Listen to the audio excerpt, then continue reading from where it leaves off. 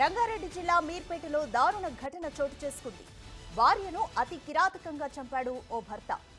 ఏకంగా భార్య మృతదేహాన్ని ముక్కలు ముక్కలుగా చేసి కుక్కర్లో ఉడికించి దారుణానికి ఒడిగట్టాడు. అనంతరం ఆ శరీర భాగాలను ఎవరికీ కనిపించకుండా స్థానికంగా ఉన్న జిల్లెలగూడ చెరువులో పడేశాడు. జిల్లెలగూడ న్యూ వెంకటరమణ కాలనీలో ఈ ఘటన జరిగింది. ఈ నెల 16న తన భార్య వెంకటమాధవి కనిపించడం లేదంటూ ఆమె తల్లి సుబ్బమ్మతో కలిసి భర్త గురుమూర్తి మీర్పేట్ పోలీసులకు ఫిర్యాదు చేశాడు. కేసు నమోదు చేసిన పోలీసులు దర్యాప్తు చేస్తున్నారు.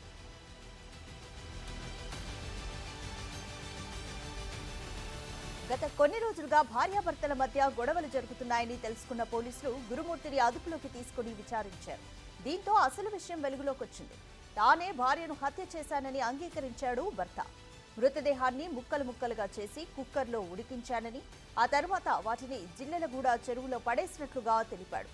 గురుమూర్తి చెప్పిన విషయాలపై ఆధారాలు సేకరించే పనిలో ప్రస్తుతం పోలీసులున్నారు. మృతదేహం ఆడవాళ్ల కోసం గాలింపు చేపట్టారు. త్వరలో పూర్తి వివరాలు వెల్లడిస్తామని మీర్పేట్ పోలీసులు తెలిపారు.